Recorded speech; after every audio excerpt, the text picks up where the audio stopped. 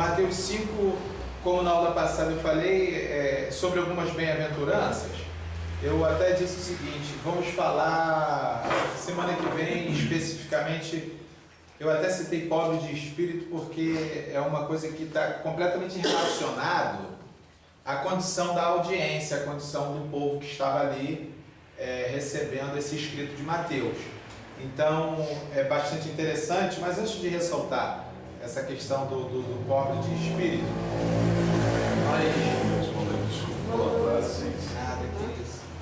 nós vamos fazer uma leitura aqui, porque o autor, o escritor, ele tem uma linha de pensamento.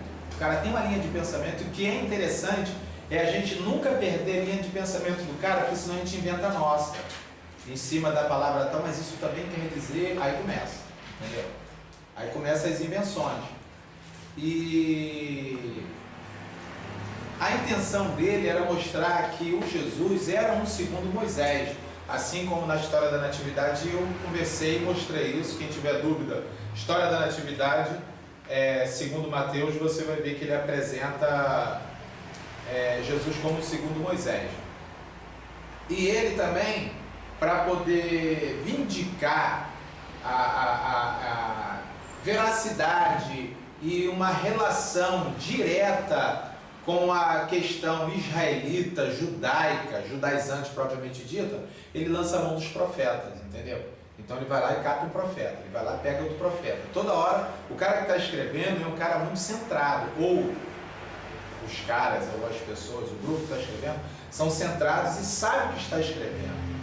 Eles conhecem de lei judaica, eles são judeus, ele conhece da tradição judaica, eles conhecem os códices, os talmudes, ele conhece toda essa estruturação dessa escola judaica propriamente dita. E aí as bem-aventuranças, eles começam com 2 blocos de 4 bem-aventuranças. Eu gostaria que alguém abrisse Isaías 61 para mim, Isaías 61, para me ajudar a ler no Isaías 61. Eu vou ler aqui os 2 blocos das 4 bem-aventuranças, 2 blocos de 4 bem-aventuranças, um total de 8. Isso ele remete às bem-aventuranças do profeta que está lá no trito Isaías, capítulo 61. Ele começa dizendo o seguinte, no capítulo 5. Jesus, vendo a multidão, subiu a um monte e, assentando-se, aproximaram-se dele os seus discípulos e, abrindo a boca, os ensinava dizendo... Olha só o primeiro bloco, do 3 ao 6. Bem-aventurados os pobres de espírito, porque deles é o reino dos céus. 1. Bem-aventurados os que choram, porque eles serão consolados. 2.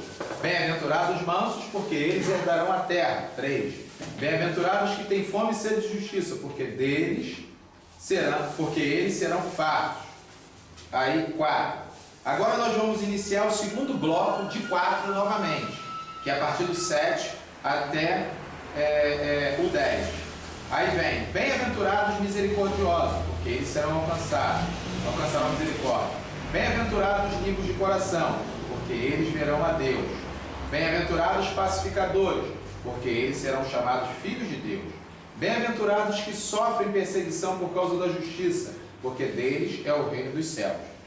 Aí o 11 é uma espécie de uma conclusão dessas bem-aventuranças, o 11 e o 12. Dá uma olhadinha só, o aspecto conclusivo que o escritor faz sobre essa narrativa. Nota-se que é um bloco, são 2 blocos, completamente isolado daquilo que se trata anteriormente no capítulo 4 e no capítulo 3, e o que vai se tratar daqui por diante. Ele separa direitinho o assunto, para que não fique nada tumultuado nem misturado. E agora ele conclui. Ele pega e diz assim: bem-aventurados sois vós, quando vos injuriares e perseguirem, e mentindo, disserem todo mal contra vós por minha causa. Exultai e alegrai-vos, porque é grande o vosso galardão nos céus. Porque assim perseguiram os profetas que foram antes de vós. Ele conclui isso. Ele chama para bem-aventurança. Aí, esse chamado para bem-aventurança não é que de fato, por exemplo, o fulano lá é bem-aventurado ou cicrano, mas quem estiver no segmento em que está sendo apresentado por esta pessoa, aí ele será bem-aventurado. Ou seja, porque talvez tenha um pobre qualquer por aí, ou um angustiado, ou um triste, que não faz parte dessa audiência, porque ele, vendo a multidão, subiu a um monte. Quem recebe essa palavra é a multidão.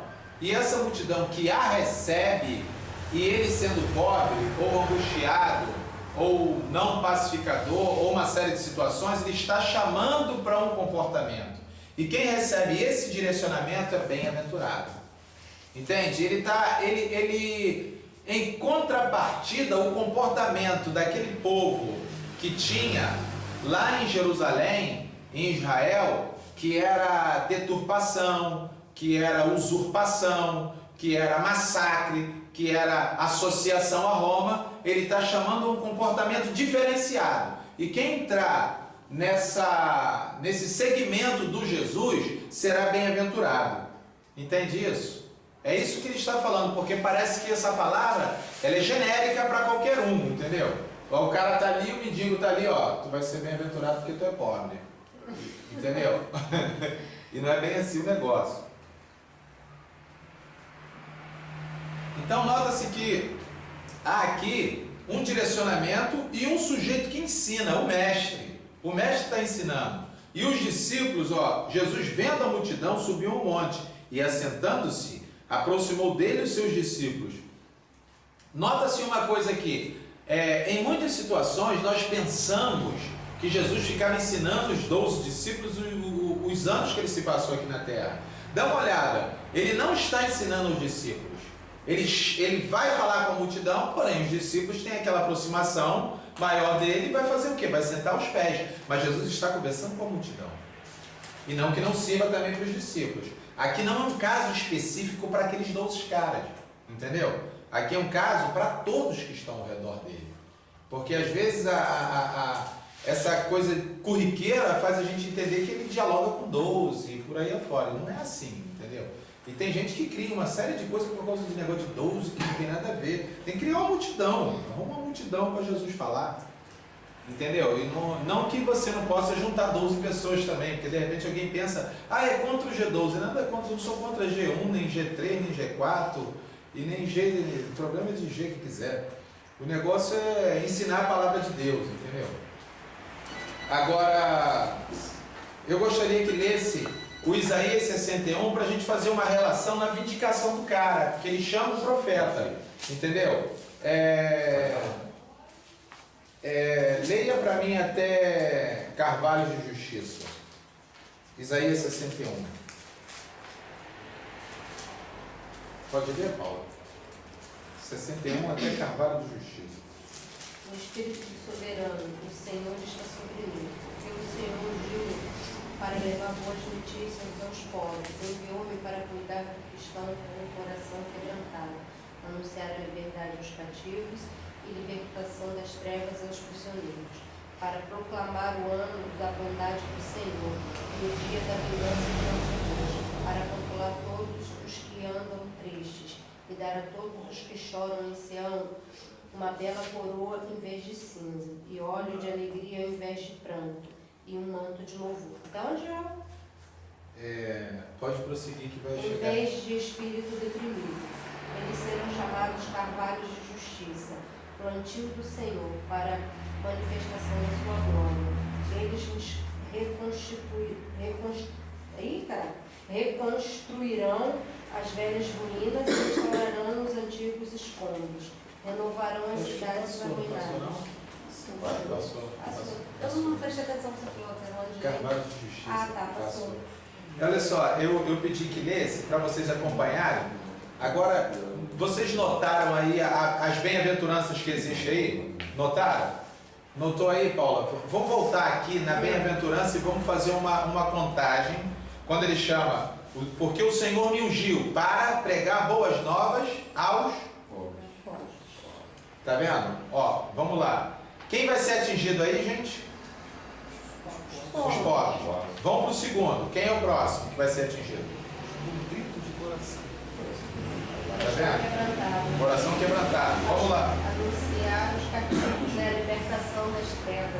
aos cativos. Vamos lá, tem mais um aí agora. Os tristes.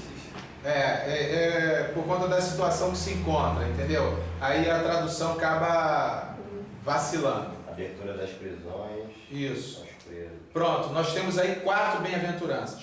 Ele vai discorrer mais um pouquinho e vai aparecer 4 bem-aventuranças de novo.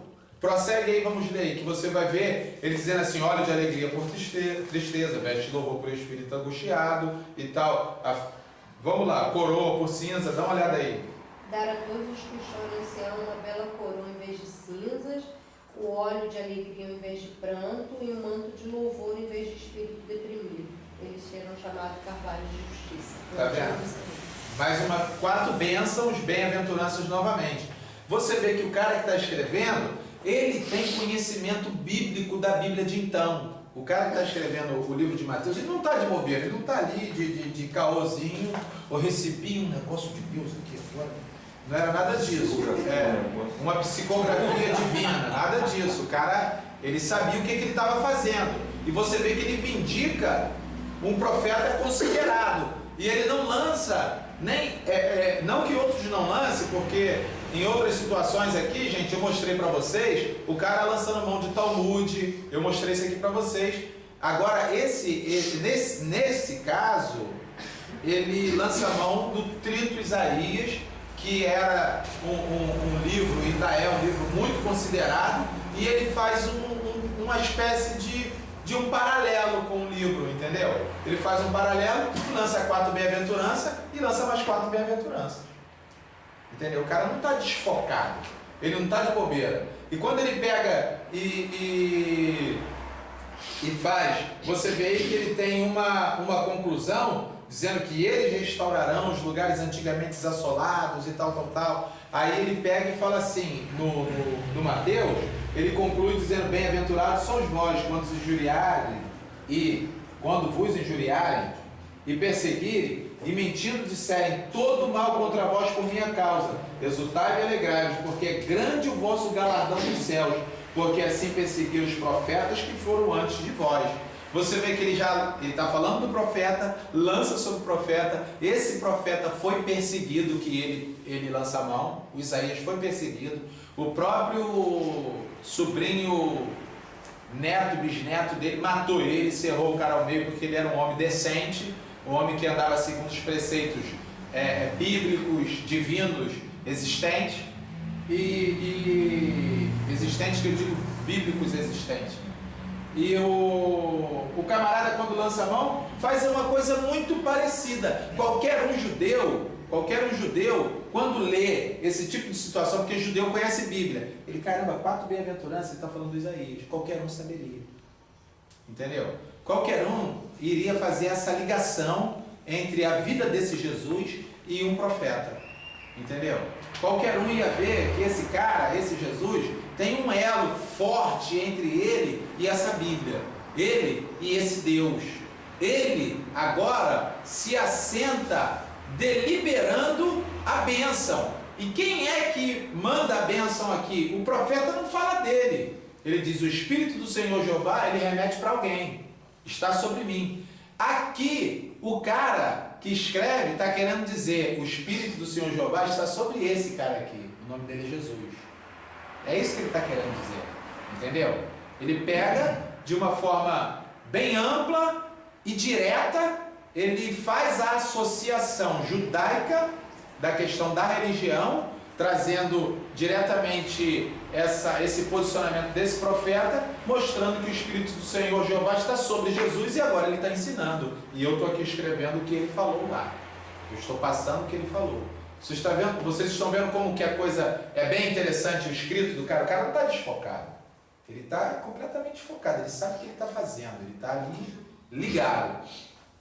E aí ele coloca: subiu ao monte. Esse subiu ao monte, isso tem uma alusão tremenda às antigas escrituras, no sentido do assentar-se. Essa palavra grega que é utilizada aqui, assentar-se, é uma palavra quando os reis começavam a reinar, é o exercício do poder. Ele está escrevendo em grego, entendeu? Ele não está de bobeira. O que está aqui está em grego. Talvez tenha sido escrito em aramaico, mas o que se existe É em grego, ninguém nunca teve acesso ao aramaico. Se dizem por conta de palavras existentes. Mas o assentar-se é o cara que você pode, até os escritos antigos da época de 400, 300 a.C., e o rei Assuero, no segundo ano do seu reinado, assentou-se no seu trono. É o livro de Radassa, capítulo 2. O cara assentou no seu trono. Aí, o que está querendo dizer com isso? Assentou, está reinando. Fulano de tal assentou no trono no ano tal, está reinando. Quando Jesus sobe o monte, tem várias alusões à subida do Monte Sião, a subida do próprio Moisés. Eu não consigo lembrar agora se foram 19 vezes que Moisés subiu, ou 39 vezes que ele subiu no monte, mas se eu não lembrar agora, no decorrer da conversa, se vier à mente ou na aula que vem, eu procuro, para receber de Deus. Agora ele sobe o monte, trazendo diretamente ao povo. O Moisés recebe para passar. Jesus não está recebendo nada, amigo, ele é que tem. Quando o cara diz que ele está ali, está mostrando que o Espírito do Senhor Jeová está sobre ele, e ele que tem. O cara, quando monta esse negócio, que ele chega no capítulo 4, nós já falamos isso, é só nós analisarmos as aulas anteriores. Ele é apresentado como Filho de Deus, ele é apresentado como aquele que veio da parte de Deus, ele é apresentado como aquele que veio abençoar. Aí o cara passa tudo isso. O que o cara pega e faz, mostrando que ele é um segundo Moisés, mais uma vez? Passa ele na água com João Batista, certo? Passa ele na água com João Batista. Quando ele sai da água, ele vai para onde? Que nós falamos na aula retrasada. Ele vai para o deserto, passa pelo deserto pela tentação, é aprovado. Agora ele sobe no monte. Pô, o cara é o segundo Moisés. Entendeu? A diferença é que o Moisés recebe, ele não, ele tem. Ele não precisa ir caçar em lugar nenhum. Ele sobe o monte em cima. Então, ver toda a estruturação que o cara tem para nos passar é uma estruturação muito legal. É uma coisa bem estabelecida. E aí, nas nossas aulas anteriores, quando nós falamos da introdução ao livro de Mateus, nós ficamos aqui, acho que 2 aulas falando da introdução ao livro de Mateus, e a característica é muito parecida com a introdução ao livro do Marcos, salvo a data em que Marcos escreve antes da guerra e Mateus pós-guerra. Aí a configuração do pós-guerra é um pouco diferente do pré-guerra, devido ao massacre que rolou. Mas a estruturação sobre todo o posicionamento dos sacerdotes, dos escribas e fariseus, não mudaram nada antes da guerra e depois da guerra. Eles continuaram os mesmos muquirana. Antes da morte de Jesus, até esse tempo, eles eram os caras que massacravam o povo. Então o massacre que estava rolando era um massacre terrível, cara, em cima do povo. E aí, essa relação de pobres de espírito, porque às vezes alguém pensa que ser pobre de espírito é um sujeito paciente ou muito humilde, alguma coisa com essa conotação, que está ali aguardando uma piedade ou é piedoso. E às vezes outras pessoas podem pensar o que é pobre de espírito, será que não tem espiritualidade? E às vezes a espiritualidade, na cabeça evangélica, o católico conhece muito bem isso, o que é espiritualidade. O católico que é aquele que frequenta e que entende, que não somente o católico que se diz, porque também é muito pior ainda. Porque espiritualidade na cabeça de evangélico é manto, mistério e qualquer coisa desse gênero. E espiritualidade não é nada disso. Nós já conversamos algumas vezes sobre isso. Espiritualidade é o sujeito que está ali ajudando o próprio ser, que a pastoral. E a espiritualidade ela está muito ligada. A pastoral é o camarada que vai cuidar de vários segmentos, e a espiritualidade é conduzir aquilo que recebemos de Deus a essas pessoas, para que através do nosso próprio comportamento, de um bom comportamento, eles possam encontrar também a esse Deus.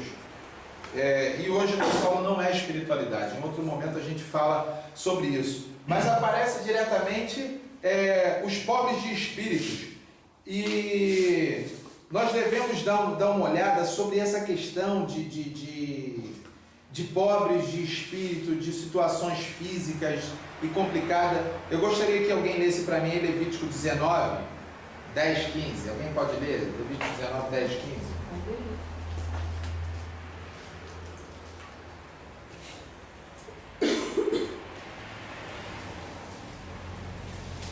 Quem vai ler? Vamos lá. Eu. Então leia. Semelhantemente, 19, 10, 15, né? Isso. Semelhantemente, não rabiscarás a tua vinha, nem colherás os bagos caídos da tua vinha. Deixá-lo-ás para o pobre e para o estrangeiro. Eu sou o Senhor vosso Deus. Não furtareis, não mentireis, não vos defraudeis uns aos outros. Não jurareis falsamente pelo meu nome, pois profanareis o nome do vosso Deus. Eu sou o Senhor. Não oprimirás o teu próximo, nem o roubarás. O salário do operário não ficará em teu poder até o dia seguinte. Não amaldiçoarás ao surdo, nem porás tropeço diante do cego, mas temerás a teu Deus. Eu sou o Senhor. Não farás injustiça no juízo, não favorecerás ao pobre, nem serás complacente com os poderosos, mas com justiça julgarás o teu próximo. Não propagarás mexericos no meio do teu povo, não conspirarás contra a vida do teu próximo. Eu sou o Senhor. Não odiarás a teu irmão no teu coração, mas repreenderás a teu próximo e não levarás sobre ti pecado por causa dele.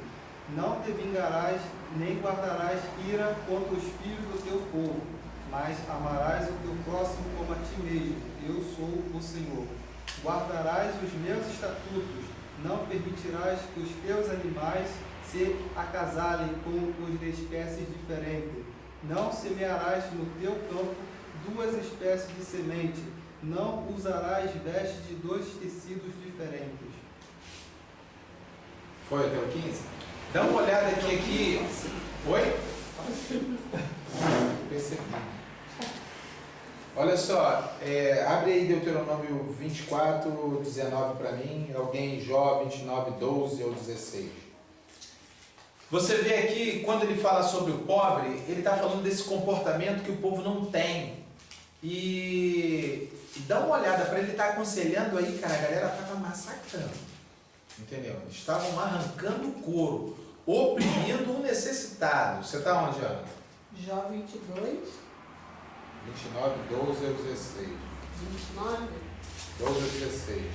Armando, Deuteronômio 24, 19. Vamos lendo aqui para ver o que a estruturação bíblica fala do pobre, contrito, do quebrantado, o que ele se refere, porque a gente quer espiritualizar a coisa quando a coisa é um sentido metafórico, entendeu? E o pobre é de fato pobre, o oprimido, o contrito é quem está sendo moído, que o cara está contristado, está ali num veneno danado, e a gente vai entender isso aí biblicamente, o que é. Deuteronômio 24, 19.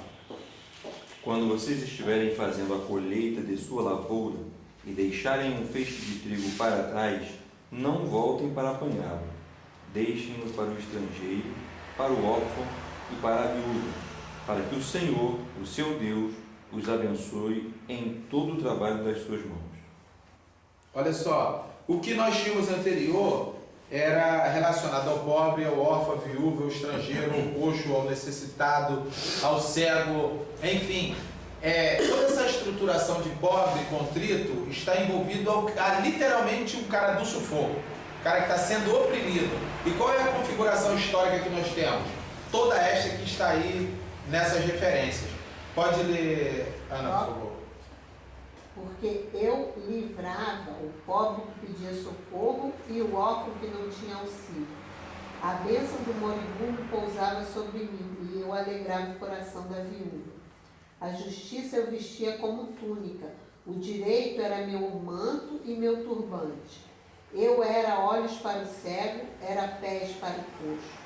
Era o pai dos pobres, examinava a causa de um desconhecido. Quebrava as mandíbulas do malvado para arrancar-lhe a presa dos dentes. E pensava, morrerei no meu ninho depois de dias numerosos como a fênix, minhas raízes estendidas até a água, o orvalho pousando em minha ramagem. Olha só, nota-se que a situação da bem-aventurança está completamente ligado à lei e os profetas e os escritos. Nós estamos lendo aqui Jó, estamos falando da justiça, estamos falando do órfão, da viúva, do necessitado, estamos falando de paz, entendeu? Estamos falando aqui de situações que são conclamadas nos dois blocos de 4 bem-aventuranças. E vamos prosseguir aqui. O Salmo 10, então, é fantástico para falar dessa situação opressora. Quem é que pode ler o Salmo 10 aí? Salmo 10. Ele é pequenininho. Vamos ler o Salmo 10 e você vai ver aí aonde aparece os pobres de espíritos e essa condição aí, onde fala que o coração o coração é a esfera da pureza, do estar abatido, entendeu? Do estar contrito. Encontrou aí o Salmo 10? Então vai lá no Salmo 24 aí, Ana, antes disso. Salmo 24, 4.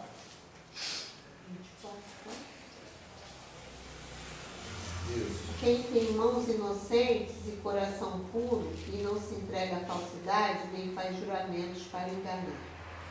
André, 34, 18, antes do Salmo 10.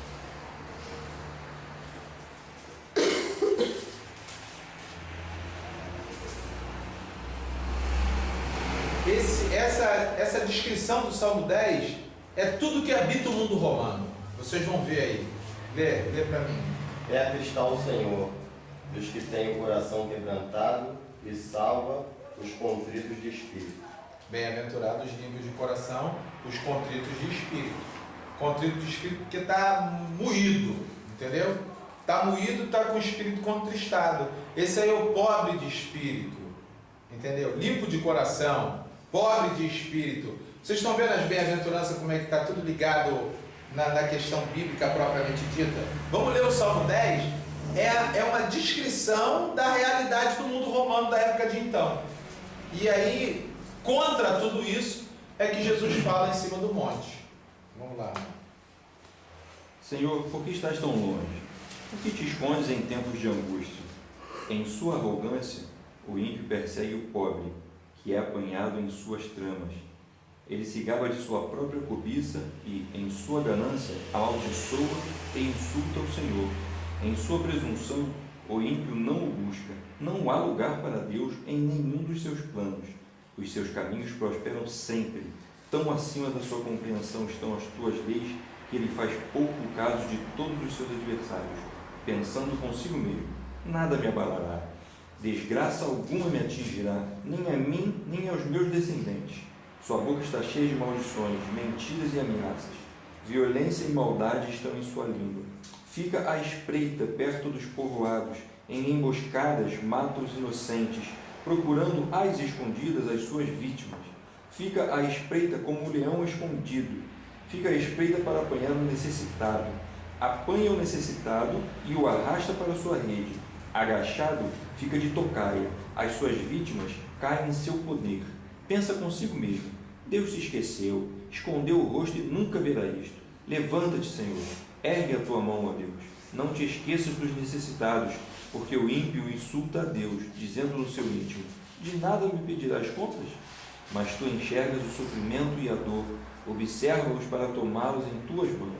A vítima deles entrega-se a ti.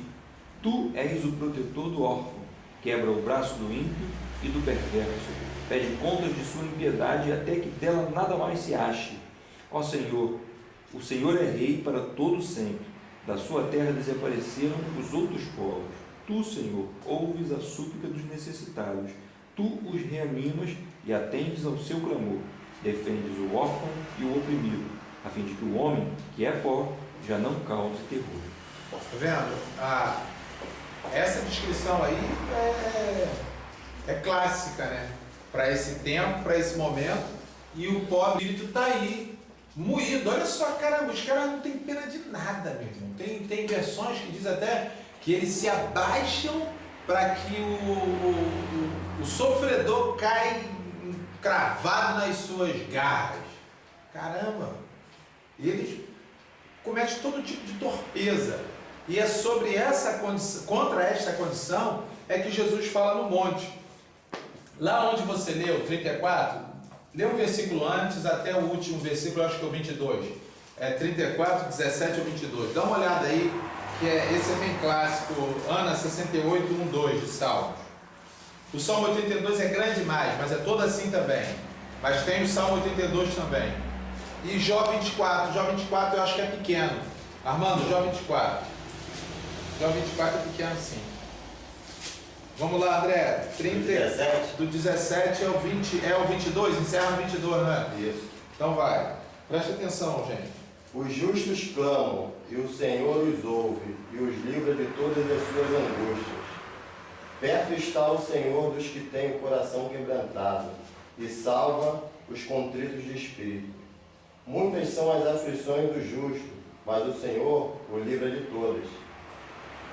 Ele lhe guarda todos os seus ossos, nem sequer um deles se quebra. A milícia matará o ímpio, e os que aborrecem os justos serão punidos.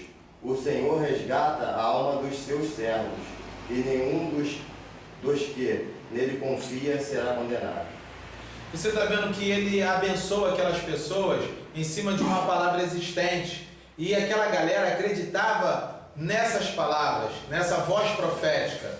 Então, peraí, se eu sou pobre e se eu sou contrito de coração, se eu estou sofrendo por conta da injustiça e estou procurando justiça, porque tudo isso que a bem-aventurança nos apresenta. O salmista falava de mim, Jesus está dizendo, é de você, porque eles conhecem o efeito corrosivo da pobreza e tem uma esperança de que em algum momento sejam salvos. E o Jesus está dizendo, olha, vocês vão ser salvos, vocês são os bem-aventurados, porque da história profética existente, vocês não são os que massacram as pessoas, vocês são aqueles que são massacrados, por isso que vocês são bem-aventurados. Ele está remetendo a voz profética, vocês estão entendendo isso? Entenderam? Dentro do histórico, Jesus está dizendo assim, dentro do histórico judaico existente, quem é melhor aí, segundo o salmista? É melhor ser o que, segundo o salmista aí? O pobre, não é? Então, peraí, o rico está endinheirado, está bonito, está massacrando. Mas, segundo o salmista, é melhor ser o pobre e o contrito de coração. Segundo o salmista, é melhor ser o órfão e ser a viúva. Entendeu? Segundo o salmista, é melhor aquele que está padecendo a injustiça, que procura a justiça. Então, ele está dizendo assim, ó, bem-aventurados sois vós. Está entendendo ó, como é que o cara está ali apresentando? Ele, segundo o histórico do próprio salmista, cara, sorte tua que tu que está sendo massacrado. Porque já pensou se tu está do outro lado? Tu estava enrolado, porque eles vão padecer na mão do Todo-Poderoso. É mais ou menos isso que ele está passando, entendeu? É esse direcionamento. Aí, ó, cara, dentro de toda a história bíblica, tu está no melhor lugar. Aonde? Está apanhando deles. Mas eles se verão comigo e eu vou salvar vocês. É só me seguir. É só vir comigo. Pronto. Entende? Então ali é uma vertente da voz profética existente e ele apresenta em cima dela. A coisa é teológica, gente, não é uma coisa aleatória e o sujeito resolveu falar e abençoar de alguma forma ou por um meio ou maneira. Não, ela tem respaldo bíblico. Pense comigo, tu acha que Jesus ia atuar fora de uma estruturação bíblica? Nunca seria, né? Aí entra que ele veio para aqueles que não têm direito. Justamente. Né? Ele veio trazer o direito. Trazer o direito. E aí Jesus sempre andará em toda a sua conduta dentro do segmento bíblico existente. Ele não desvia do segmento bíblico existente. Ele não faz isso. Ele não pega e joga para o alto. Tanto que eu não vim aniquilar, anular a lei e os profetas. Pelo contrário, ao mesmo tempo eu também vim ele cumprir. falava com aqueles que, apesar de saber da lei, de conviver de geração em geração com ela, até hoje, mas mesmo assim estava adotando um comportamento diferente, não é isso? Ele alcançava também isso. Justamente, era uma hipocrisia do caramba. O tempo que ele enfrentava lá, quando nós falamos lá no templo, que ele enfrenta os caras, ele parte para o combate, porque ele está com os caras. E aí você vê que ele ataca, mas ele sempre abre uma porta. Ele sempre abre uma porta, o cara entra se quiser. Se não quiser, você vê que outro escriba vem conversar com ele, ele disseste bem. Entendeu? Tá maneiro. Uma moral. É isso aí, cara. Mas ainda te falta. Ou seja, se ele quisesse ferrar os caras, tu acha que ele ia falar ainda te falta? Não, ele vai seguir nesse caminho. Vai, continua. Ele ia mandar assim, tu vai se estrepar, vai cair no abismo. Não, o cara tá afim e ele mostrava a realidade. Nicodemos, necessário você nascer de novo. Se ele tivesse a fim de sacanear esses caras, ele ia falar isso para Nicodemos? Nada. Ó, Nicodemos, demorou, tá bonito. Tu vai se ferrar. Ou seja, ele, ao mesmo tempo que ele pega o pobre de espírito, órfão, viúva, ele apresenta, cara, o melhor da história é tudo, eles não. E quando eles pegam o pior da história, ele fala na cara de pau. Ele fala, você não sabe nada de Bíblia. Lembra do embate de terça-feira? Não sabe que você não entende de nada. Os saduceus querendo se mostrar. O meu povo erra por não conhecer as Escrituras e no poder de Deus, falando, vocês não sabem de nada, vocês erram. Caramba, ele arrebentou os caras.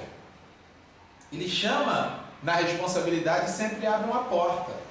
Entende? Então, dos dois lados, tanto de quem está, de alguma forma, sendo favorecido pela história bíblica, ele traz uma espécie de um consolo, mas ao mesmo tempo ele chama para ele, entendeu? Os outros que estão lá na outra ponta, ele arrebenta, mas chama para ele, a fim de trazer o quê? Um equilíbrio.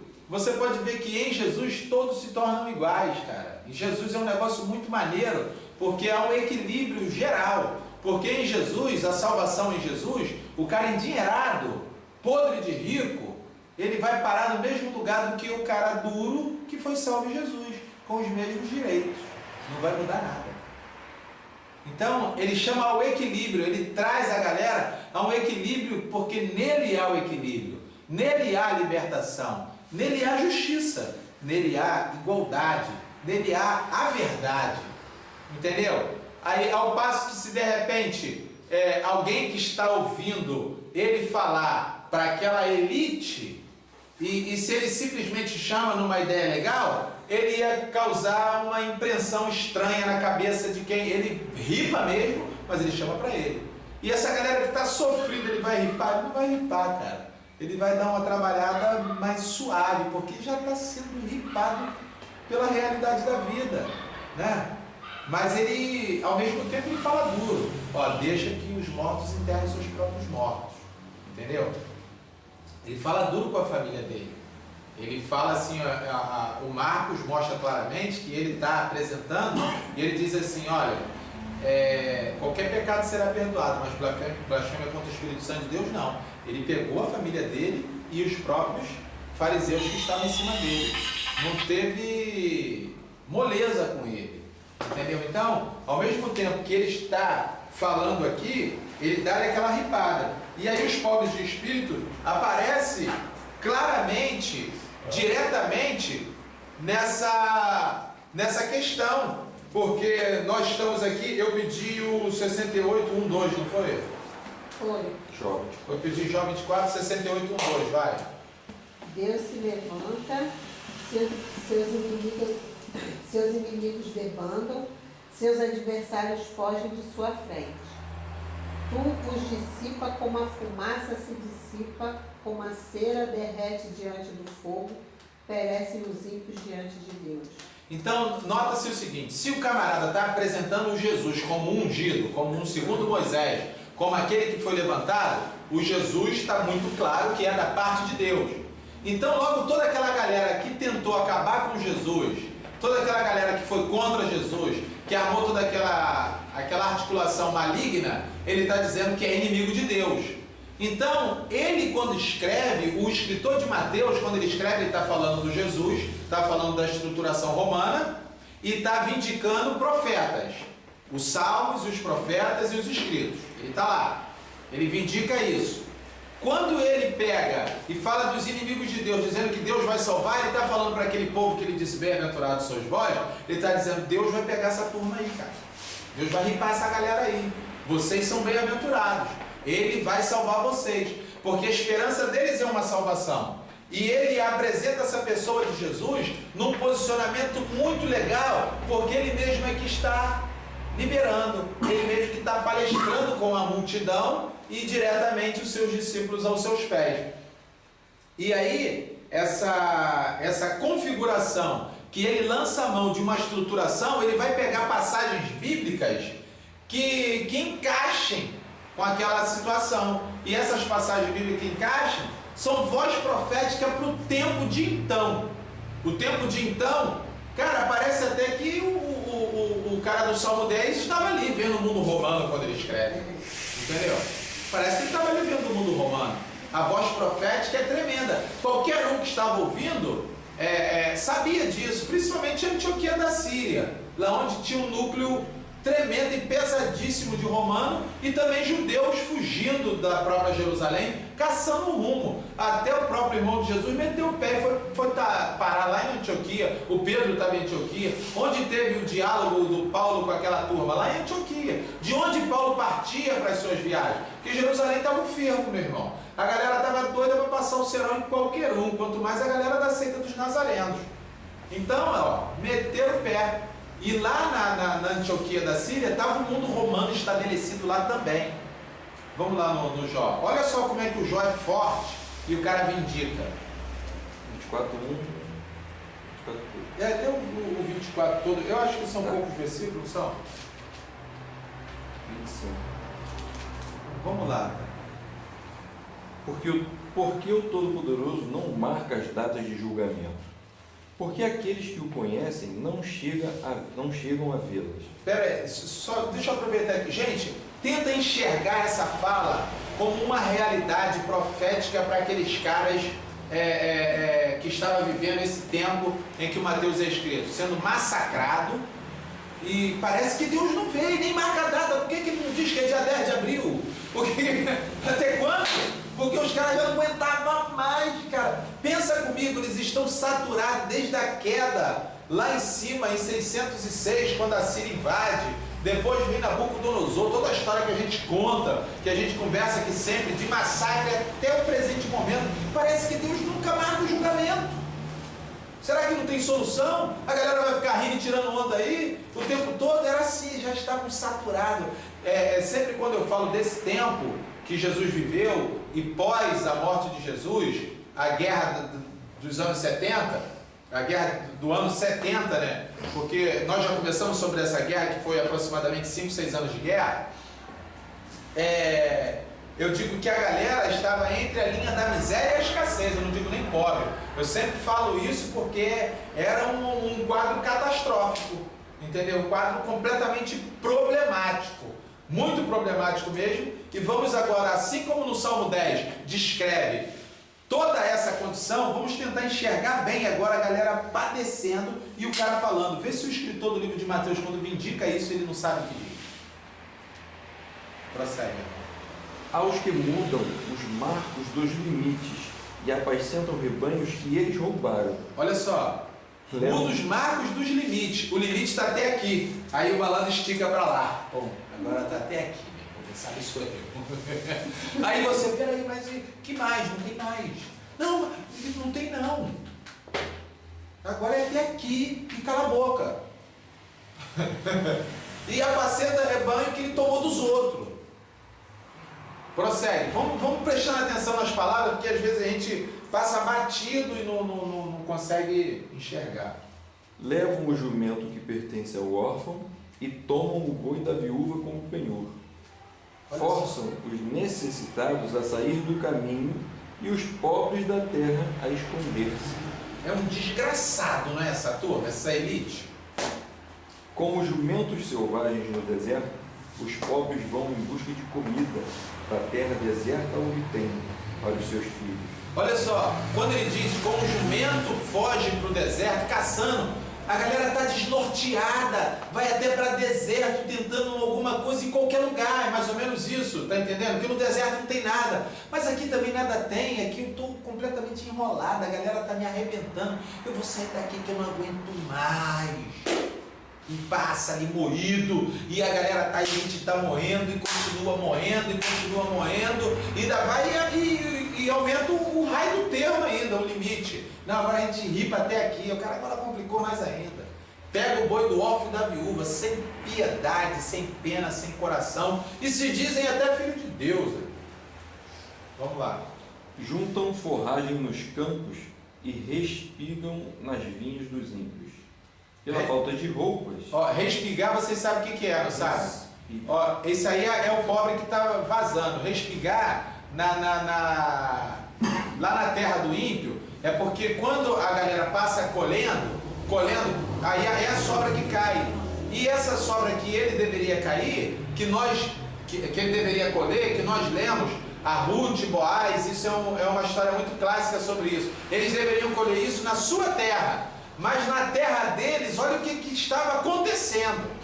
Estava tomando o boi do órfão e da viúva, quando esses tais deveriam ter piedade e misericórdia. As outras passagens anteriores que nós lemos tudo aqui, falando sobre a lei, que é para ter piedade, misericórdia, estender a mão. Teme ao Senhor, foi logo de cara o Levítico 19 que eu pedi o Gabriel para ler. Mas a galera estava às avessas ao ponto do outro encontrar socorro na terra do cão. Mais ou menos assim, entendeu? Mas ali na terra dele era o próprio inferno. Vai. Pela falta de roupas, passam a noite nus. Não têm com que cobrir-se no frio. Que vergonha, né? Encharcados pelas chuvas das montanhas, abraçam-se às rochas por falta de abrigo. A criança órfã é arrancada do seio de sua mãe. O recém-nascido do pobre é tomado para pagar uma dívida. Escravo, escraviza. Vocês estão pegando a realidade? E aí, olha só, isso é uma deficiência nossa muito grande, porque quando se trata de estruturação bíblica, de voz profética, de Jesus, Mateus, Sermão do Monte, a gente não para encarar essa realidade.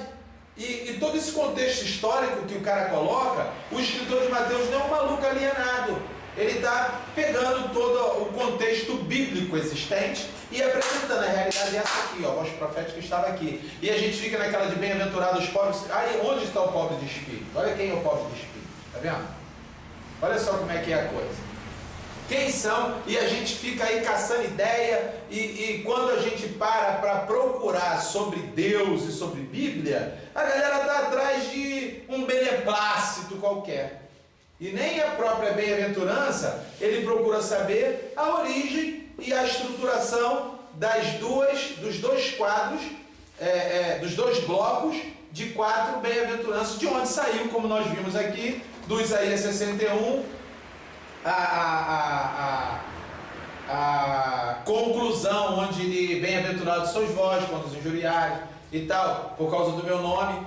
Enfim, toda essa condição que eles vivem hoje, os profetas falaram dele. E se eles hoje acreditam em Deus e seguem ao Jesus, receberão a salvação que o profeta também disse que aconteceria. É o caminho que ele está trazendo para aquela galera que está dentro dessa linha da miséria, abaixo da linha da miséria e a escassez, e ao mesmo tempo ele ri para a rapaziada em outras passagens. Vamos prosseguir, porque isso aí é massacrante, cara, mas a gente precisa ouvir isso e saber que isso existe e onde é que isso está ligado. Por falta de roupas andam nus, carregam os feixes, mas continuam famintos. Espremem azeitonas dentro dos seus muros, pisam uvas nos lagares, mas assim mesmo sofrem sede. Sobem da cidade os gemidos dos que estão para morrer, e as almas dos feridos clamam por socorro, mas Deus não vê mal nisso. Aos que se revoltam contra a luz, não conhecem os caminhos dela e não permanecem em suas veredas. De manhã, o assassino se levanta e mata os pobres e os necessitados. De noite, age como ladrão. Os olhos do adúltero ficam à espera do crepúsculo. Nenhum olho me verá, pensa ele, e mantém oculto o rosto. No escuro, os homens invadem casas, mas de dia se enclausuram. Não querem saber da luz. Para eles, amanhã é tremenda escuridão. Eles são amigos dos pavores das trevas. Isso parece até mentira, né? Não parece? Mas quando você vê a realidade da vida, isso é uma verdade completa. Porque para escrito bíblico, não, isso não é da Bíblia, não. Não é possível isso ser bíblico. mas isso é a realidade. Quantas pessoas, não só no mundo romano, quantos hoje criam o seu próprio mundo romano e massacra a galera, e ele tem o cetro na mão e fica à espreita, de noite ele rouba e pela manhã ele mata o órfão e a viúva, entendeu? Só fica na parada se for ladrão igual ele, se não for safado da mesma laia, e se for decente a gente mata. É assim o pensamento dele, e ainda diz, ninguém vai ver. São, porém, como espuma sobre as águas. Sua parte da terra foi amaldiçoada, e por isso ninguém vai às vinhas. Assim como o calor e a seca depressa consomem a neve derretida, assim a sepultura consome os que pecaram. Sua mãe os esquece, os vermes se banqueteiam neles. Ninguém se lembra dos maus, quebram-se como árvores, devoram a estéril sem filhos e não mostram bondade para com Como a é que o viúva. cara devora a estéril sem filho, não mostra bondade? É um massacre total, meu irmão. E se a gente parar para analisar, é porque eu não estou aqui hoje para simplesmente meter o pau em algumas situações. Mas tem coisa que não dá para a gente ficar quieto, né, cara? Dá uma olhada dentro do nosso quadro romano evangélico, porque a igreja evangélica parece mais uma Roma do que algo que segue a Deus, né?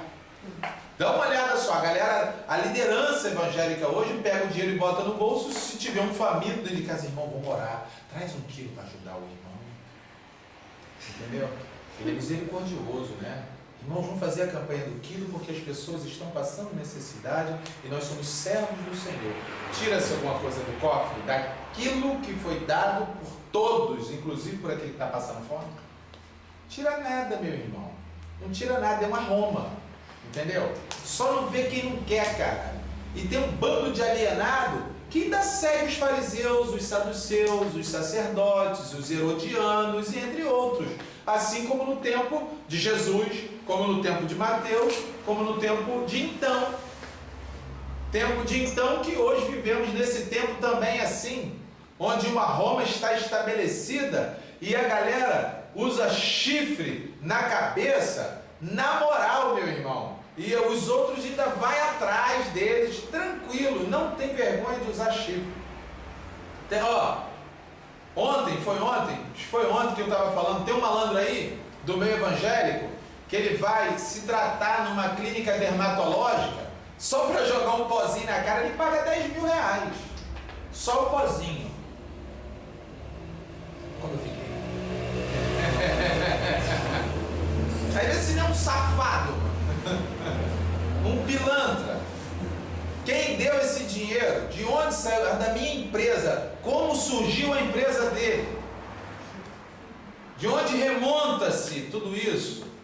Esse império, uma Roma, que ele fez com o dinheiro do órfão, da viúva, que ele toma o boi, ele está apacentando, cara, a Bíblia fala dele, como é que pode? A Bíblia é um negócio fantástico, está apacentando o jumento roubado, o rebanho roubado, ele está apacentando, entendeu? Está lá cuidando do rebanho, olha como é que Deus me abençoou, olha, eu prosperei na terra. Ele é empresário, entendeu? É dono de editora gospel e tudo mais. Como é que conseguiu aquilo ali? De onde saiu? O dinheiro de quem? Dá uma olhada na rapaziada aqui. E é tão 7-1 que pega um outro lá para fazer uma espécie de uma lavagem, não digo nem de dinheiro, uma lavagem mental na cabeça dos alienados. Ele escolhe uma igreja pobrinha e eu vou dar 10 mil reais para aquela ali e 100 mil para aquela lá. E quem vê, não, ele é homem de Deus, ele deu 10 mil para aquilo ali, ele botou 10 milhões no bolso. Aí fez uma lavagem mental, não é lavagem de dinheiro não, lavagem mental, entendeu? Quando ele dá uma ofertinha aqui e uma ofertinha ali, ele fala assim, engano otário. Tá aí, a Bíblia fala de tudo, cara. Se um dia tu vê isso aí, meu irmão, vê se tu se enxerga na Bíblia. Se tu não se enxergar nesse vídeo, se enxergue na Bíblia, meu irmão.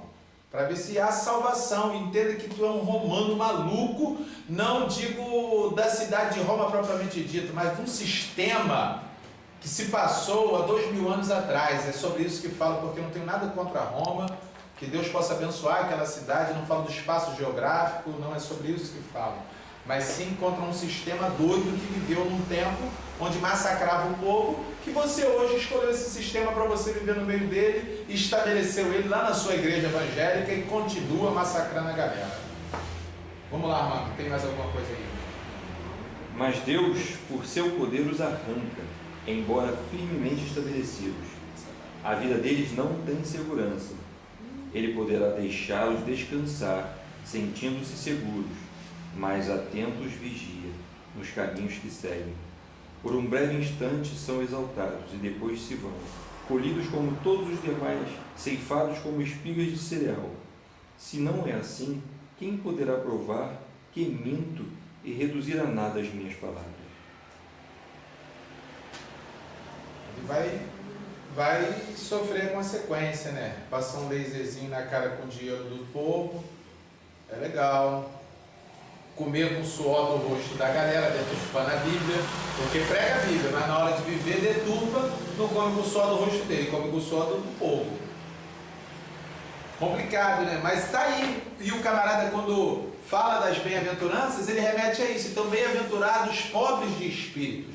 Quando eu falei na aula passada que eu vou falar sobre isso, porque a aula passada eu estava com uma outra vertente dentro desses versículos aqui. Nós batemos um papo completamente diferente. Hoje o papo é totalmente teológico, embasado em estruturações bíblicas antigas, relacionando-se à época de então, que no qual o escritor ou os escritores do livro de Mateus, eles lançam mão.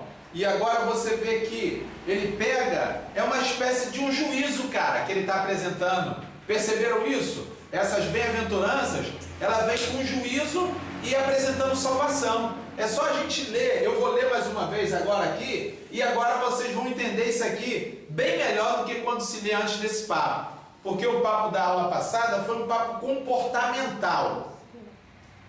Quem estava aqui sabe disso. Um papo completamente comportamental em relação a essas bem-aventuranças. Por quê? Aqueles caras que eram contrários ao partido de Jesus, não partido político, mas eu digo ao pensamento de Jesus, eles não tinham essa conduta aqui. E sobre isso nós falamos na aula passada. Agora, vamos ler mais uma vez e vamos agora, dentro dessa conversação, tentar nos enquadrar. Jesus, vendo a multidão, subiu a um monte e, assentando-se, aproximou-se dele seus discípulos. E, abrindo a boca, os ensinava, dizendo... Olha só, isso aqui não nos aparenta agora um contra-império? Isso aqui não nos aparenta agora a apresentação do império divino contra o sistema desse império romano?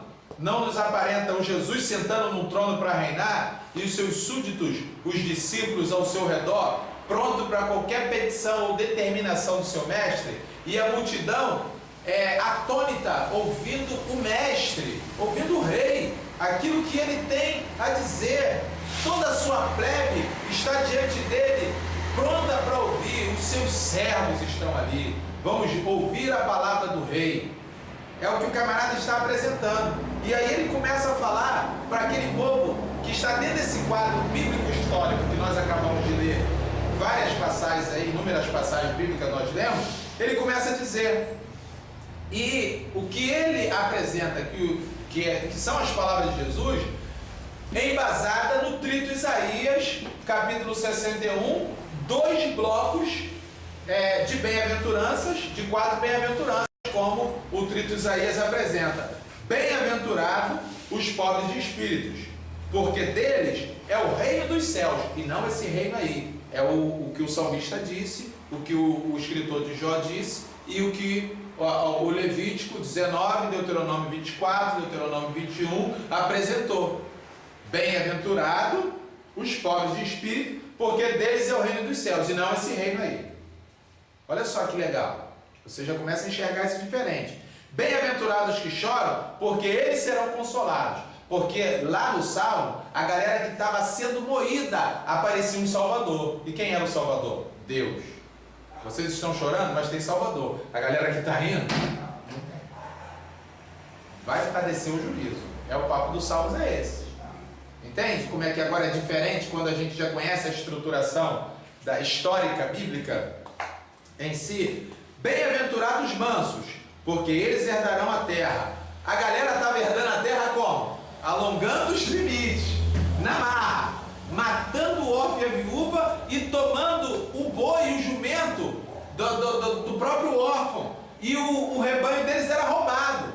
E eles eram quebrados, meu irmão, matador, exterminador. Na marra, Armando, era até aqui, agora não é mais. Daí pra lá, meu irmão, o problema é seu. Mas não tem mais. Não tem argumento. Cala a boca. Era mais, se entrar numa, vai morrer. Entendeu? O papo era assim. Então, aí ele pega e diz assim: bem-aventurados os mansos, porque eles herdarão a terra. Você vai herdar a terra de fato. Isso aqui ele já remete a um reino milenar, onde o próprio Cristo estará sentado sobre o Monte Sião, reinando. E ali ele vai estar liberando a palavra. E os mansos vão estar lá comigo no reino. Eles vão herdar a terra toda. Toda a terra. Entendeu? E esses caras estão pensando que estão mandando a terra? Não estão, não. Eles pensam. O fim deles, eles são como espuma sobre a água. Você já viu espuma sobre a água? Já viu espuma sobre a água durar? Aparece a espuma, daqui a pouco desfaz. É o que nós vemos aí. Armando acabou de ler em Jó. Espuma sobre a água. Tem lugar que diz que eles são como nuvem e fumaça, que são dissipadas assim, ó. Já viu nuvem ser dissipada? Tu viu ela, tu papo, como já não existe mais. É mais rápido do que a vida do homem na terra. Que a vida do homem na terra é como a flor da erva. Seca-se a erva, cai a flor, ainda acontece alguma coisa. A deles não, é tuf. O Todo-Poderoso é que vai resolver a parada. Bem-aventurados que têm fome, porque a galera fome não faltava. E sede de justiça, porque eles serão fartos.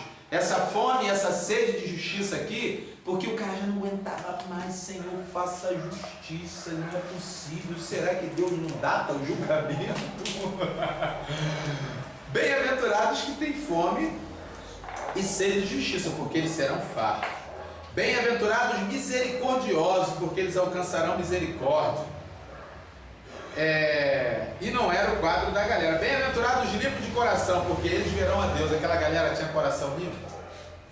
Rapaz, estava sujo do próprio sangue do inocente, né? Sujo do sangue do inocente. Pensa comigo, cara. Essa galera que romanizaram as igrejas evangélicas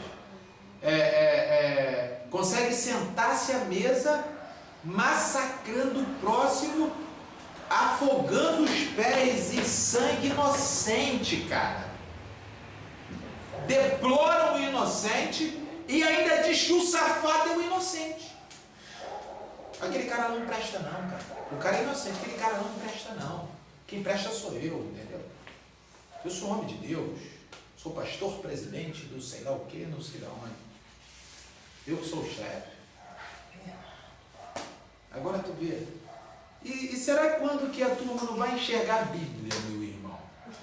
Até quando que a turma vai ficar aí? Aí às vezes nas minhas pregações, nas conversações eu falo, essa galera está indo de passo largo para o lago de enxofre, que é a segunda morte, e a turma está achando que aleluia, glória a Deus. Sempre a gente fala, Lucas 13, tem uma pregação sobre Lucas 13, a galera que está aí, aleluia, glória a Deus, está lá no YouTube. Aleluia, glória a Deus, indo para o inferno, aleluia, glória a Deus. Entendeu? E não consegue se enxergar, não consegue entender. O Isaías fala dessa galera, Deus cegou, fechou os olhos, tampou os ouvidos, entendeu? Porque para não ver, porque vendo pode acabar entendendo em algum momento, ouvindo pode entender também, endurecer o coração e vai atrás desses demôniozinhos romanos. Esses caras são imperadorzinhos, são Calígulas, são Neros, são Vespasiano, Tito. Esses caras, o nome deles tem que ser esse, são esses nomes. E a galera serve a Nero, cara. Você pode ver que eles servem de verdade. Tá lá a turma judaica, Os fariseus, uma história linda da família dos Macabeus que criou essa vertente dos fariseus. Os fariseus, que era oriundo de uma história linda e maravilhosa, porque só eles guardaram a palavra. Você pode ver que os doutores da lei, a sua maioria eram fariseus. Os saduceus que surgiram da família de Sadoque, olha só, da família de Sadoque, cara. Uma coisa maneira. Porque na nossa cabeça, quando fala de fariseu, é só uma peste que anda na escuridão, mas viraram. Entendeu? Chegará o tempo que a galera, quando falar de evangélico, sabe que é uma peste que anda na escuridão também. Quando acordarem para a realidade bíblica, quando olharem porque tu é evangélico, tu é aliado com o diabo. Caramba. Mas, igual quando a gente lê sobre fariseu, era a galera que guardava a lei. Mas a gente, quando vê fariseu, a gente... Os evangélicos estão igual aos fariseus, porque não guarda lei nenhuma. O fariseu parou de guardar a lei e foi se aliar com Roma. A galera está se aliando com Roma, cara, ao invés de se aliar com Jesus. E sabe o que acontece? O perigo é tão grande que se você não vigiar um segundo, você dá a mão pro Nero, maluco. Entendeu? Se tu não vigiar um minuto, você abraça o Vespasiano e o Tito que acabou com Jerusalém nos anos 70. Você está lá, adorado seja Vespasiano. Veja os pés de Tito, que foi o general que ripou o Flávio José. Tu está lá, bonitinho, do lado dele, dizendo aleluia, glória a Deus, louvado seja o nome do Senhor. Isso é um perigo tremendo, cara. Um perigo tremendo, tremendo, porque criaram-se as vertentes, criaram-se denominações, criaram-se essas maluquices, essas invenções, e esqueceram daquilo que é bom. O que é bom. Se defender disso só conhecendo a palavra.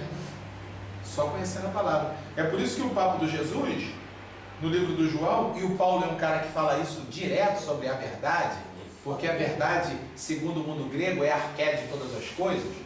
E eles procuravam a verdade. Você vê que o papo de verdade absoluta é uma coisa que o grego procura já há tempos.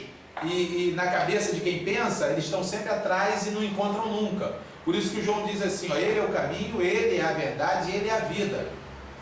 Entendeu? E o papo do Jesus lá no João é o seguinte: conhecereis a verdade e a verdade vai te libertar do Nero, do Vespasiano, do Tito. Aí, olha só, hoje a galera, para ter uma coragem de falar contra um pastor endemoniado desse, eles acham que, rapaz, isso vai dar um problema para mim. Você vê que o sistema é tão pesado, a questão romana é tão pesada que o sujeito fica com medo, entendeu? Eu vou dar a mão ao diabo aqui, mas não vou falar. Aí dá a mão ao diabo e vai andando do lado do Nero, entendeu? Do lado do Vespasiano. Mas se você for lá ler Jeremias ele diz assim, ó, ai dos pastores que não apacentam as suas ovelhas. Entendeu? Ai deles, que não cuidam, Entende? Então, meu irmão, se você quer seguir Escritura, se você quer ser bem-aventurado, se você quer receber essa palavra, amigo, se situa, meu irmão, porque você está fora do contexto da realidade da bem-aventurança do capítulo 5 do livro de Mateus. Você precisa entrar dentro de um quadro histórico, profético, judaizante, para poder entender aquilo que é apresentado diretamente à fala do Jesus, as diretrizes do Jesus. E a multidão estava ali, e ele está escrevendo a audiência. Se você ver no início do livro de Marcos e no início do livro e todo o livro de Mateus, você vai ver que tipo de multidão que estava em torno de Jesus. Multidão que veio de Jerusalém, que é essa turma de pilantra, multidão que vem da Galileia, multidão que vem da Síria, multidão que vem de tudo enquanto é lado. Tanto que no papo do Lucas 13, ele diz assim, virão do norte, do sul, do oriente e do ocidente, e assentar-se-ão à mesa com Abraão, Isaque e Jacó e todos os profetas, e vós serão lançados fora. Aí, cara, é que deve pairar na nossa cabeça o seguinte: eu quero ser liberto? Eu quero ser liberto ou eu não quero ser liberto? Porque Como é que você vai ser liberto? Você, para ser liberto de alguma coisa, você precisa lutar e pleitear a sua liberdade. Entendeu? Quando você está andando numa boa de mão dada, cara, pode crer que tem alguma coisa errada acontecendo, porque a liberdade, quando o Jesus falou sobre o céu, ele disse que ele é tomado de que forma? A força. É sobre isso que ele está dizendo. Olha só, Armando, se você quer chegar no reino dos céus, você vai ter que encarar essa parada aí, velho. Ou você dá a mão ao Nero, ou você não dá a mão Nero. Tu quer ser liberto? Mais ou menos assim. Tu vai dar a mão Nero? Tu não vai dar a mão Nero? Tu vai tomar a força. Porque você vai arrumar um confronto, cara. Um confronto direto com essa parada. Um confronto direto. E se vocês estão procurando salvação, meu irmão, estejam prontos e preparados, porque eles não vêm de bobeira. Como é que nós lemos aí? Eles matam o órfão e viúva, eles pisoteiam, ele aumenta o limite, ele te seca, ele te cerca, ele te desarticula, ele te tira da situação, entendeu? Ele te tira completamente da situação. Eu vou falar agora, em contrapartida do amor de Deus, como é que é? Em se tratando do Zaqueu, da mulher Cirofenícia, do centurião, que basta uma só palavra, do Cornélio, as atitudes de Deus. Olha só, um colega que está estudando teologia, escreveu algumas coisas lá que eles pediram para um teólogo responder e tal, sobre um tema que está girando em torno. Eu vou fazer esse comentário aqui que eu achei cabível e interessante, porque eu mandei uma letra para eles lá, eles ficaram doidos com esse papo. Qual é o lance? O tema que está girando em torno é homossexualidade e homofobia. Qual é o posicionamento da igreja quanto a isso? Aí, como a igreja se posiciona? É isso mesmo? Como a igreja se posiciona? Ou tipo, qual é a preocupação da igreja sobre homossexualidade e homofobia? Aí, se tem alguém tratando, se não tem, e tal. Eu falei, cara, a igreja não está nem aí para esse negócio de homossexualidade, nem discutir isso na igreja. Aí respondi lá, porque talvez a pergunta que os caras estavam mandando lá da faculdade de teologia seria a seguinte: como a igreja se posiciona, é contra, é a favor, mete o pau, não mete? Eu falei, a igreja não está nem aí, nem se discute. Tipo assim, ela nem vê isso. Eu mandei esse mesmo, ela nem vê isso, não está nem esquentando a cabeça com isso. Aí foi a pergunta do homofobia. Aí eu coloquei, a igreja não é homofóbica. Porque a igreja não é homofóbica mesmo. Eu nunca, ainda coloquei assim, eu nunca vi, eu não estou dizendo que não existe, eu coloquei um posicionamento meu, eu nunca vi um comportamento homofóbico, eu nunca vi. Se vocês viram, tudo bem, não vou dizer que é mentira ou é verdade, mas eu nunca vi. Homofobia é você ter fobia do homossexual. Eu nunca vi ninguém assim. Ter esse comportamento na igreja, fora da igreja, no baile, sei lá onde, alguém pode até dizer. Aí me fizeram a pergunta, mas esses caras que metem a porrada no gay só porque é gay? Eu falei, isso não é homofobia. Não é, isso é violência. Isso é violência. Homofobia é outra coisa. Isso é violência. Nem perto. Você tem fobia de uma coisa. Você não chega nem perto, você tem fobia. O cara vai lá e tem prazer de sentar o pau no cara lá. Então, é outra situação. Aí parou assim, eu falei, é isso mesmo. É só comparar com a claustrofobia. O cara não aguenta ficar preso. Não aguenta ficar preso. Não Aí pintou um gay ali, todo mundo já. Isso seria. Então, eu nunca vi isso, gente. É ao contrário, entendeu? Aí porque. Aí acredita mesmo. Justamente, aí falei, a igreja não é homofóbica. Eu ainda coloquei assim, alguns extremistas que defendem essa bandeira tentam pintar esse comportamento da igreja, mas isso não existe. Ainda coloquei, eu nunca vi comportamento homofóbico, nem em história de ficção, novela e filme. Nunca vi a novela colocar alguém homofóbico. E olha que a novela adora fazer esse tipo de coisa, né? Mexer com isso, nunca vi. Sair todo mundo numa sala porque chegou um gay. Eu nunca, nem na novela eu nunca vi isso, nem em filme. Porque essa questão de homofobia tá muito, a questão da interpretação está muito bagunçada. Tá muito ruim. Então o que acontece? As pessoas acham que você não aceitando o comportamento deles, acham que você já é homofóbico, entendeu? Aí já tem essa E essa lei, ruim. ela realmente embasa essa questão mesmo, entendeu? É como se você não pudesse nem ir contrapor Até o pensamento do do sujeito, cara, isso não isso tem aí, nada a ver. Tem nada a ver, a opinião do cara é essa, vamos votar para isso. aí não concordei, é homofobia ou qualquer coisa desse gênero. Isso é loucura. Aí dentro da pergunta também, das perguntas tinha o seguinte: você já foi procurado por uma pessoa homossexual em sua igreja ou no meio que você vive?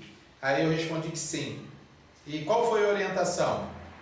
Aí eu coloquei lá da seguinte maneira, que o sujeito deve tentar vencer essa tendência. E aí eu falei, você tem que tentar vencer essa tendência. E perguntei se ele tinha prazer com sexo oposto. Eu não coloquei se a pessoa que eu me referi era um homem ou uma mulher, para não causar nenhum tipo de problema com ninguém. E se tinha um prazer no sexo oposto. Aí a pessoa disse assim, cara, eu sinto no ato. No ato eu sinto prazer mesmo. Na hora que está lá no ato, beleza, mas não me vejo deitado, casado com uma pessoa de sexo oposto.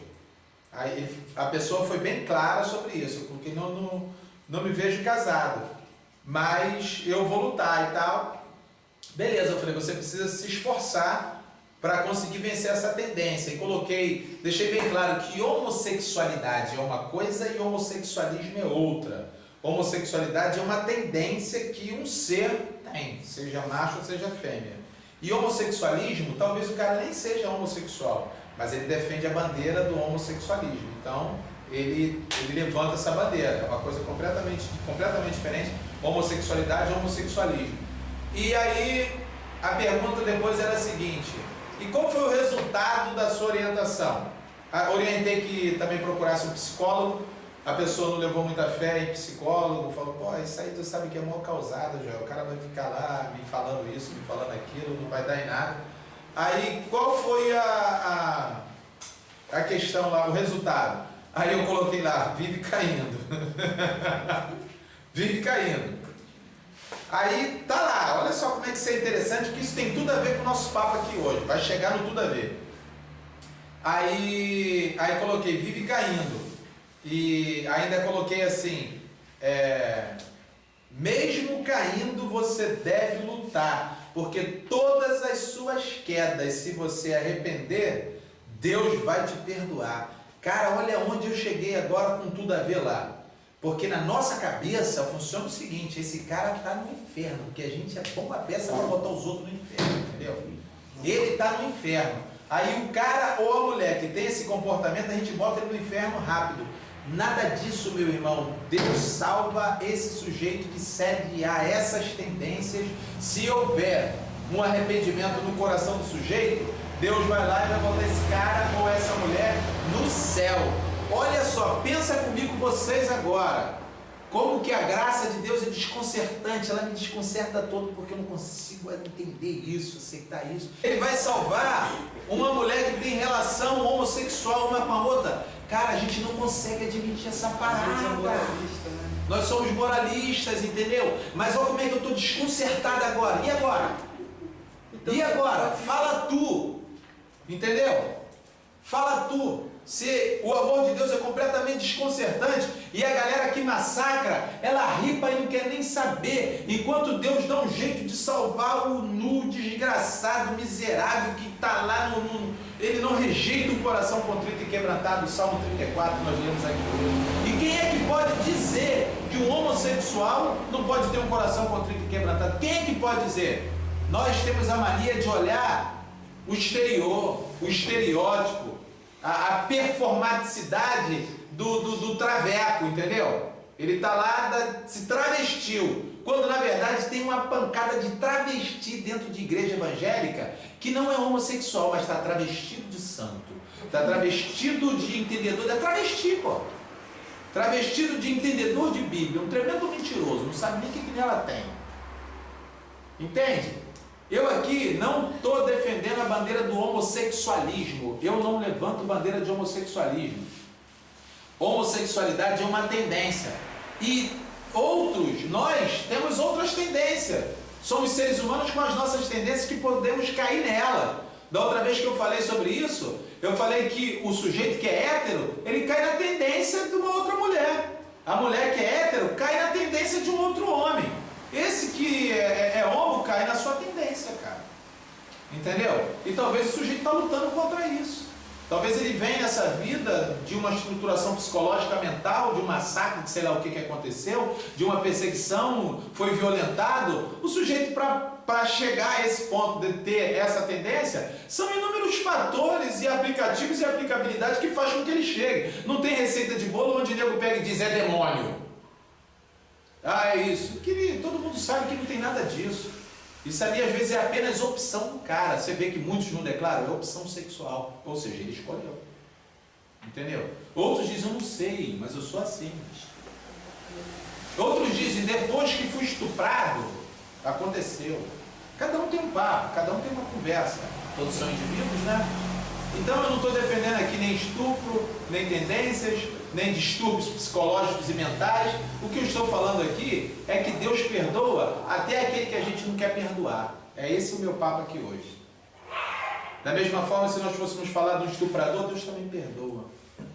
É o contrário de toda essa descrição que nós vemos desse mundo romanizado, que esse mundo romanizado, que romanizar as igrejas evangélicas, nem prato de comida dá, quanto mais perdão. Entende? Então, nós estamos precisando, cara, cair numa realidade de vida e até encarar as adversidades, porque, o tema da sociedade, deixa eu falar um negócio para vocês, eu até respondi lá, eu falei, isso não é tema da sociedade não, cara. Isso é tema de uma parcela da sociedade, chamada mídia, que entra na casa de todo mundo, todo dia. Para e falem comigo aqui, gente, vocês andam discutindo sobre homossexualismo quando indo para trabalhar, e quando está voltando do trabalho, quando está indo para a igreja, quando você senta na roda dos amigos, fica todo mundo falando de homossexualismo, comportamento gay, lésbico, seja lá mais o que, vocês ficam fazendo isso. Isso não é tema de sociedade nenhuma não, cara. Uma parcela da sociedade chamada mídia que quer impetrar esse tema na cabeça das pessoas. Entendeu? E mesmo assim as pessoas ainda estão cagando para a mídia. Embora tá lá na novela o tempo todo, tá nos comerciais, estão lá, sendo bombardeado o tempo todo, a população não está nem aí. A população pensa o seguinte, quem quer ser gay, cara, que vai ser. Quem não quiser ser, também problema, não quero nem saber se é gay ou se não é, assim que a população pensa. Isso não é tema, e mandei lá para eles lá e falei assim, olha, fala para o seu professor que isso não é tema da sociedade não, a sociedade não está nem aí para isso. Você sabe qual é o tema da sociedade? Quando, assim, de uma forma geral, é fome, salário baixo, saúde, falta de oi? Transporte, isso é tema da sociedade, segurança e tal, isso é tema da sociedade. Corrupção, isso é tema da sociedade, entendeu? Inclusive o país está até voltado, até mesmo pela nossa própria liderança, né, que é a presidente, ela tem voltado, o espírito que ela está trazendo sobre a nação, né, quem percebe, é justamente esse combate à corrupção. Né? É o que mais tem sido falado, você vê no Estado. É o tema da sociedade. É o tema do momento e a parada da corrupção. Esse é o tema da sociedade, cara, porque a mídia quer levantar um negócio que fique aí impetrado como tal, não dá nada, meu.